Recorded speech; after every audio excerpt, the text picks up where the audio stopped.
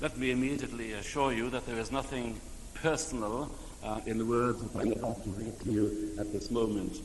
It's from Luke 24, and they are the words of our Lord to the two disciples on the road to Emmaus. They are verses 25, 26, and 27. Then he said unto them, O fools, and slow of heart, to believe all that the prophets have spoken. Ought not Christ to have suffered these things, and to enter into his glory?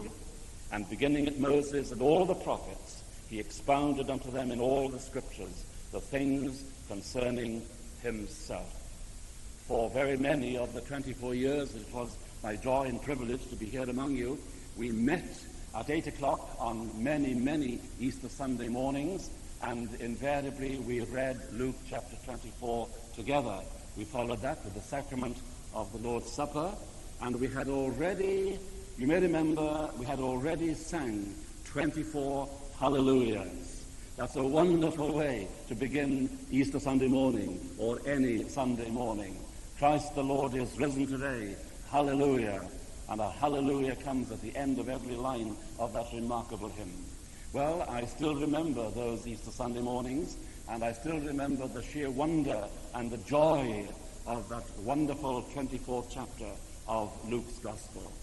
It's a remarkable chapter by any stretch of imagination.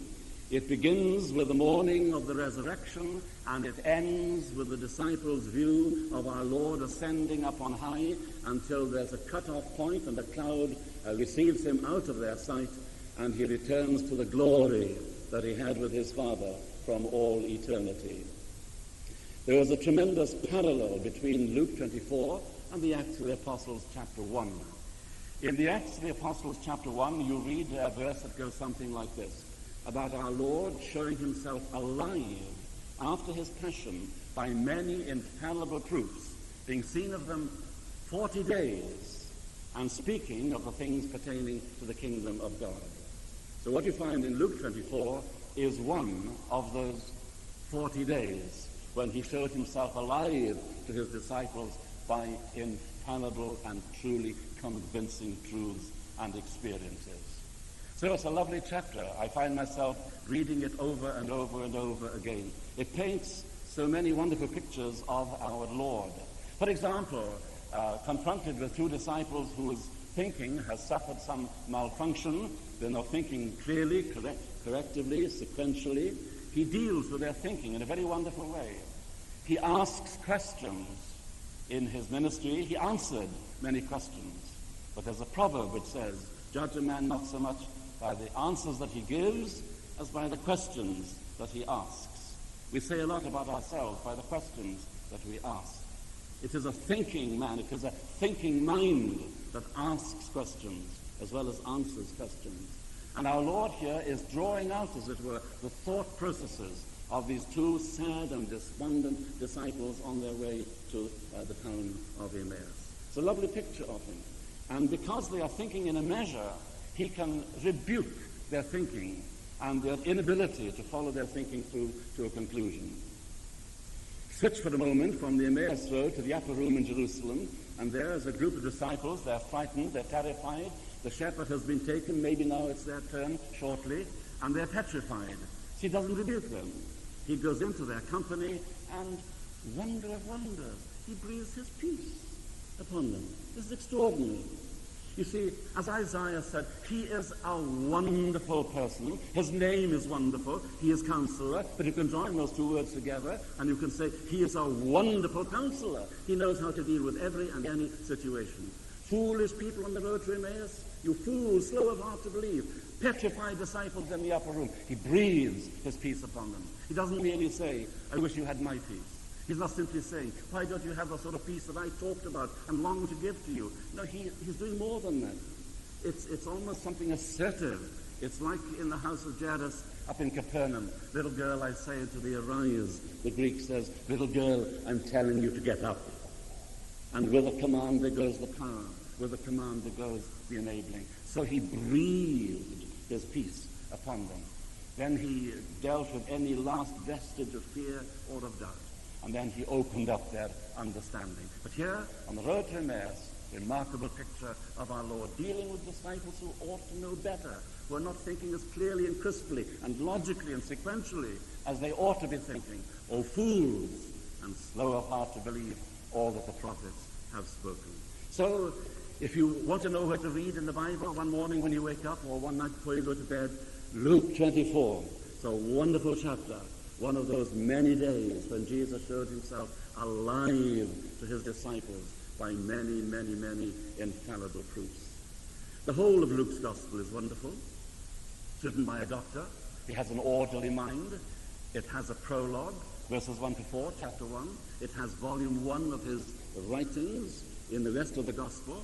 It has an epilogue in the last 2 verses of chapter 24. And finally, it has what I call the doctor's aftercare. Not a lot of that around today, with great respect to the medical profession. But here is Dr. Luke's aftercare in the Acts of the Apostles. And as it began there, so it ought to have continued down through time and even till the very end of time. So it's a wonderful gospel. In a sense, it's a gospel of the comings and the goings of our Lord. The comings and the goings of our Lord. It has wonderful chapters about the arrival of our Lord in this world. First of all, to Zechariah in the holy place, in the temple. Wonderful disclosure by the angel Gabriel. And then Gabriel up in Nazareth telling Mary that wonderful news. Mary is running almost as it were down to Ein Karem outside Jerusalem, sharing her wonderful news with Elizabeth. And they're singing their hearts out, as it were, in the front room. And poor Zacharias dumb in the parlor behind for 9 months until John was born. And the angels are singing and the shepherds are rejoicing at the coming of our Lord in Luke's gospel. And then towards the end, not only departing from different towns and groups of people and individuals, but finally from his own disciples to the loneliness of Gethsemane and the hell and the abyss of Calvary, the comings and the goings of our Lord. And therein lies a parallel between his life and that truth and your life and mine. Your life and my life is all about a coming and a going. I remember putting a drawing on the board in Bishop One School, and it was the mountain and the valley and the mountain and the valley, and the top was X, the bottom was Y, and halfway up was Z. Where are you? Are you always on top of the mountain, always rejoicing, always in charge, always in control? No, sir. Oh, dear. Well, are you at the bottom where there is Y, always depressed, always sad, never achieving, never accomplishing anything? No, sir. Well, are you like the noble Duke of York's men halfway up the mountain? Z. No, sir. Well, where on earth are you? And the honest answer that came from them was this: up and down, up and down. That's honest, isn't it? Not many people wish to acknowledge that, but these youngsters did. I am up and down. And therefore Pauline Hunt, who has summarized every book of the Bible, as I have reminded you on many occasions, in 2 lines, and they rhyme, has described the book of Psalms. The Psalms are lovely for every day, for they guide through the ups and the downs of the way, the comings and the goings of our Lord, the comings and the goings and the meanderings in between in your life and experience and also in mine. So it's a wonderful gospel, and it's also a wonderful chapter. Now then, there's something sad also about this chapter, because we are told that very early in the morning, 2 of the disciples were wandering away from Jerusalem. That's sad. But even before we discover something about them, because this little sort of word crops up in the early part of chapter 24, now upon the first day of the week, very early in the morning, they, and it's again in verse 2, they found, and they entered in, and it came to pass as they were much perplexed. Who are these people who are described here as they? Well, they are the women. They are the women who had followed our Lord from Tiberias around Capernaum, down through the Jordan and up to the Judean wilderness, into Jerusalem, ministering unto him and his disciples. They were there early in the morning. The previous chapter tells us they knew the place where the body of the Lord was laid. They had come almost at a distance, as it were, seeing how Joseph of Arimathea and Nicodemus would handle the whole situation. They had gone to Pilate, you remember, to ask and to beg the body of our Lord. And Pilate replied with a question: is he dead already? I'm not surprised. And they took his body down, and with a measure of spices and ointments they laid it in the tomb. Why are the women here early in the morning, gentlemen? Because they don't trust us to do things properly. Nicodemus and Joseph of Arimathea. So they came with extra spices and an ointment, and they were greeted by the angels, only to be told, he's not here. He is risen, as he said. Don't you remember his words when he spoke to you in Galilee? And they saw the place. And they came and told the disciples, and their words to the disciples seemed as idle tales. That's sad. And so will this gospel seem to anyone here this morning as an idle tale, unless and until the Spirit of God opens our understanding and convinces us inwardly here and here of the truth and the uniqueness of this gospel. It is not an idle tale. But here are these two disciples, numbered among those who thought these were idle tales. Two of them went that same day to a village called Emmaus. It's about 7 miles west of Jerusalem, in the same sort of area of Ein Keren, where John the Baptist was born. Now then, as they were journeying, they were sad, and they talked together. It's a picture of a lot of people on their way to church on a Sunday morning. What conversations are these that you have as you talk to one another, and as you journey, and as you drive, and as you walk to the Lord's house on the Lord's day? It's a fair picture as you walk and are sad. Now then, what's the outcome of that? Well, one of them, whose name was Cleophas, answering said to the Lord, "Are you only a stranger in Jerusalem?" Amazing, isn't it? That is what he had been. I remember taking young people down the Via Dolorosa in Jerusalem, 3 o'clock on a Friday afternoon. And I said, make some observations, tell me what you can see. And they said, well, we see a man carrying a wooden cross. But how about the people standing all around? They're not taking any notice at all. And I said, well, why is that? Well, they're used to this sort of thing. There was a crucifixion almost every day, probably, under the Romans. And this is what it was like on the first Good Friday. They didn't take any notice at all. When our Lord, says the poem came to Birmingham, they simply passed him by. Are you only a stranger in Jerusalem, and do not know the things that have come to pass there in these days? What an amazing question. But what fills me is the way that he develops their thinking. He probes their mind. He develops their thought processes till he brings them to the conclusion where he wants them. You're only a stranger in Jerusalem? And he says, well, what things? What things? Tell me what things happened in Jerusalem. Well, concerning Jesus of Nazareth, they got some things right. He was a prophet, correct? He was a prophet mighty in word and in deed before God and all the people. Absolutely correct. Peter said the same thing in his sermon on the day of Pentecost. So they knew a few things. They got some facts right. And he was indeed a prophet mighty in word and deed. Now, if you know the prophets, you will know that Moses was a prophet mighty in word and in deed. And Moses said, a prophet shall the Lord your God raise up unto you from your brethren, like unto me. What does he mean? Mighty in deed and in word. And there never was another prophet like Moses until our Lord. All the prophets in between were either mighty in deed or mighty in word, but not in birth. So, concerning Jesus of Nazareth, a prophet mighty in word and in deed before God and all the people.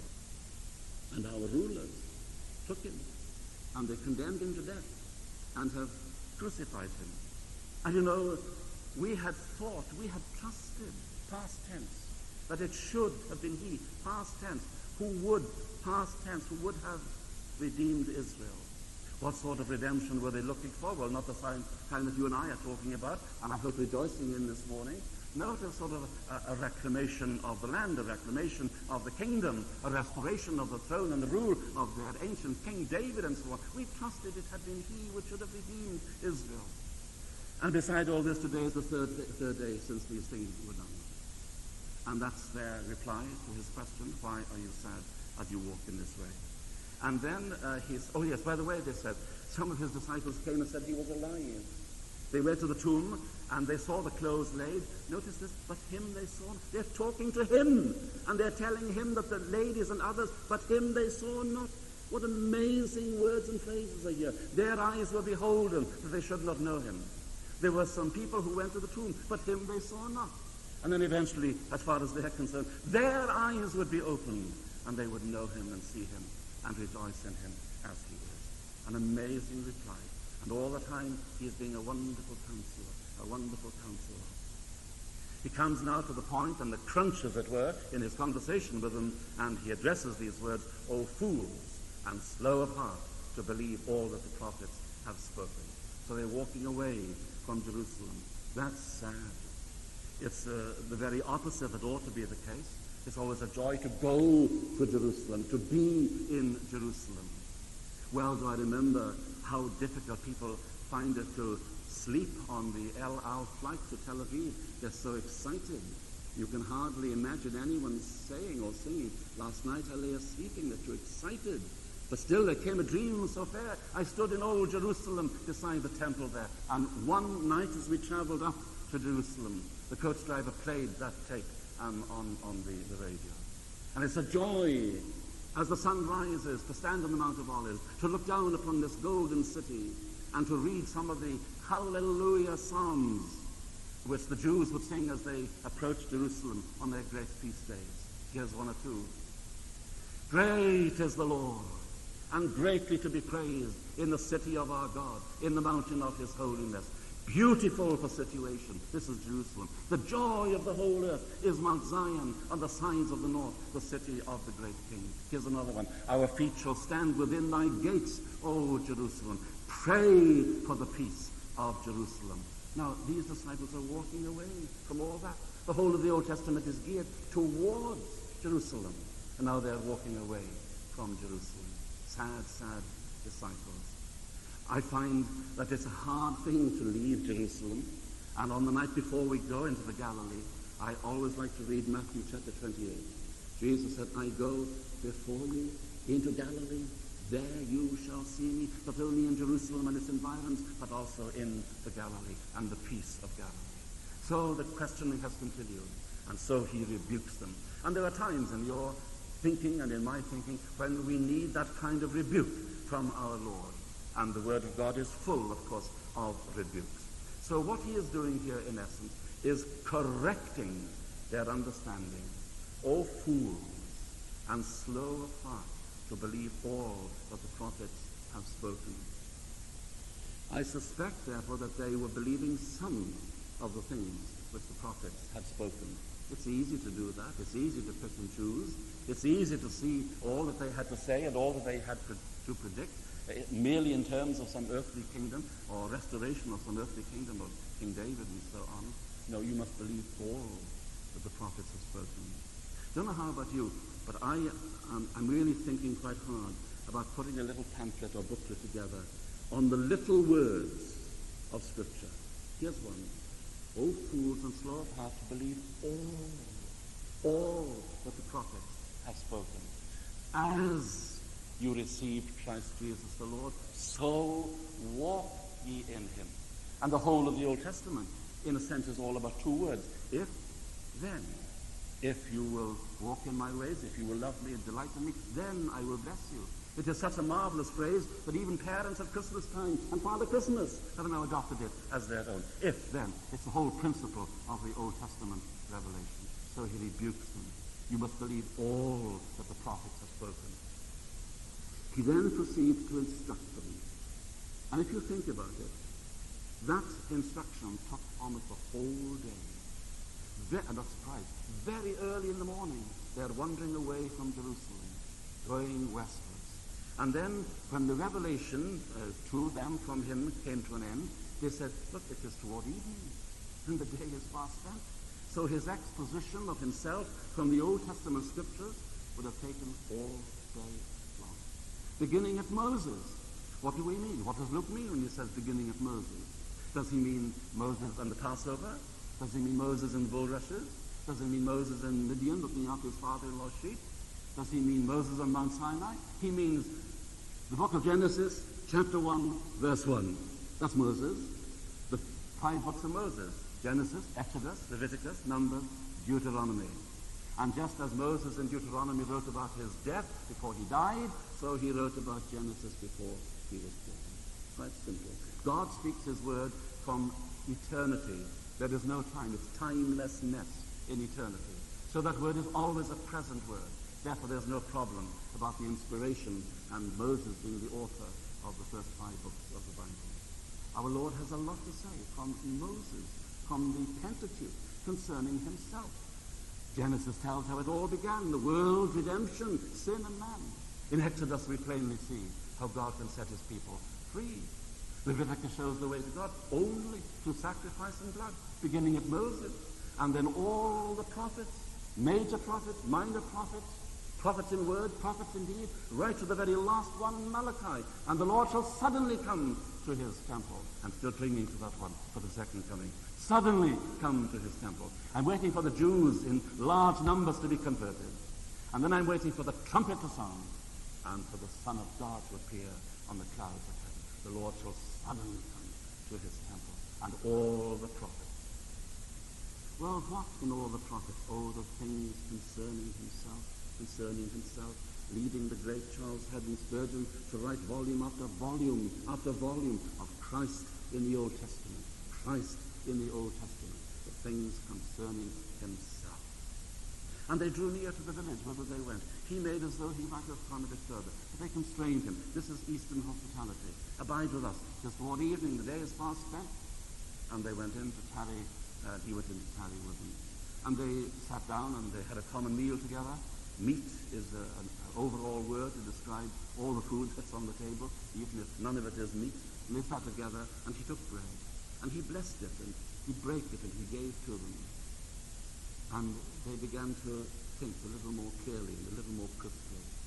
And in a sense, they began to say, perhaps not to each other, but maybe inwardly, we've seen something like this before. There was an occasion up in Galilee, and there were 4,000.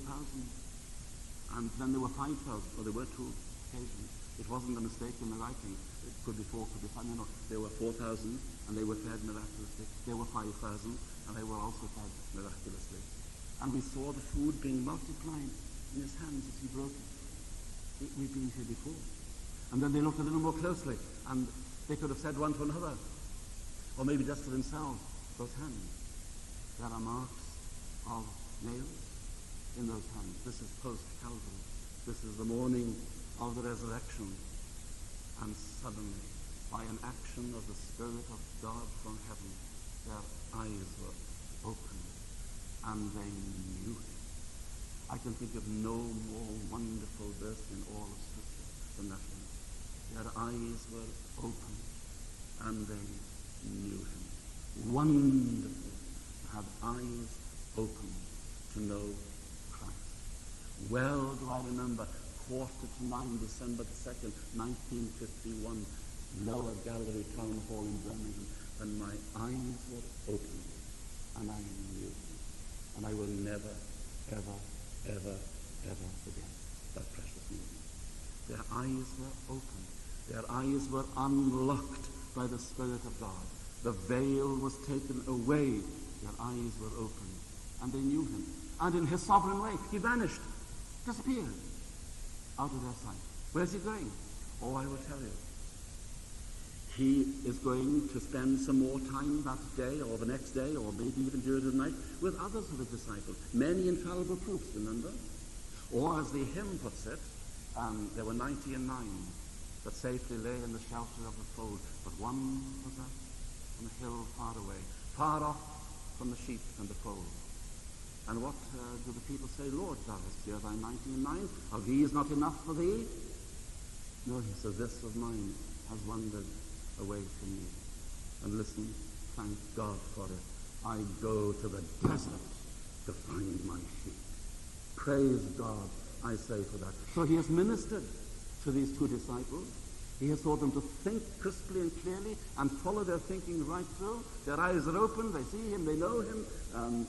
He knows also what they're going to say in a little while. But now he goes back to others. There are disciples in the upper room. They're terrified. They're like sheep in the corner of the field. I go to the desert. Many infallible proofs. I go to the desert to find my sheep. There are more of them. There are some walking about in the garden, utterly perplexed. There are some laying down conditions saying, unless I see the marks of the nails, I will not believe. There are some broken down with sobs like Simon Peter. I go to the desert, the desert, the desert. Whether literally or in their heart or in their mind, I'm thinking, I go to the desert to find my sheep. So he's vanished out of their sight. And these two disciples then took out their lecture notes and their pads and their little the things that they hold them all in, and they said, well, now we'd better start comparing notes about all that we've heard and all that we've seen and the measure of it, our understanding and so on. No, this was no lecture. It could have been regarded as such. But they weren't sitting in a lecture theatre. They weren't having a debate. They didn't have to take notes. They didn't have to compare notes. Shall I tell you what they compared? Very important. They compared hearts. They compared hearts. We forget about this thing down here. We are glad for all that we know, for all that we can hear, for all that we understand. But there's something down here that needs dealing with. Slow of heart, slow of heart to believe, slow of heart to lay hold of all the prophets have said. In Wales many years ago, there was a dear minister, John Thomas, died when he was 40. Can you imagine that? He succeeded Dr. Lloyd Jones to Sandfield Port Holborn. And at 40, the Lord took him home to heaven. We will never understand why. And his dear wife, Helena, who still lives, speaks so often, and you can't talk about it often enough. She speaks of maintaining the vital 18 inches between the head and the heart and the head. Keep the mind clear by all means and stretches of imagination, but keep the heart also at boiling point. They said, did not our heart burn, not merely not was our heart taken off some sort of chill, did not our heart feel some stirrings? Stirrings are wonderful, but go on from that. Did not our heart burn within us? While he talked to us, by the way, they compared hearts. Their hearts were warmed even before their eyes were fully opened. Did not our heart burn within us while he talked? While he talked to us, by the way, and as he opened to us the scriptures. Oh, to be a people of the burning heart, the vital 18 inches wide open. He knows, as he's on his way to the upper room in Jerusalem, he knows what's happened. He knows that their eyes are fully open. He will see them again in a little while, because as they are talking in the upper room, he will come and confirm their testimony. Wonderful! And he knows already that their hearts are burning, and they will have a testimony, and they will have a song to sing. Did not our heart burn within us? While he talked with us, by the way, and while he opened to us the scriptures. That same hour, I love that, they returned to Jerusalem. It's dark. They had walked early on the morning of the resurrection away from Jerusalem. Now, having been ministered unto by himself, that same hour they went back to Jerusalem. Why? Well, one clear-minded soul telling another troubled soul where to find salvation. One beggar telling another beggar where to find bread. One warm-hearted disciple, no, two warm-hearted disciples, going to look for those who are despondent and fearful in the upper room. Or, to put it nearer home on the south coast, a firm of solicitors. And they're called Mr. Head and Mr. Hart. And two Christians are walking past their lovely brass plate. And they said, well, isn't that interesting? But you know, it's very sad because there were two of them. Now there's one. Mr. Hart has died. But my dear friend, it shall not be so with us. Mr. Head is left all on his own. But it shall not be so with us. We need Mr. Head crystal clear, absolutely crystal clear. We need the heart strangely warm as a result of him expounding to us the scriptures. O thou who camest from above, the pure celestial fire to impart, kindle the flame of sacred love on the mean altar of my heart. Listen, there, says Charles Wesley, there let it for thy glory burn. I think we should sing all our hymns with our hands on our hearts. There let it for thy glory burn. How? Oh, with inextinguishable praise. Or as David says in the book of Psalms, the fire shall always be burning upon the altar. Let it be, dear Lord, let it be. Amen. Now we sing a hymn to close, and it's a wonderful hymn, 623, 623. Who can cheer the heart like Jesus by his presence, all divine, true and tender, pure and precious? Oh, how blessed to call him mine. 623.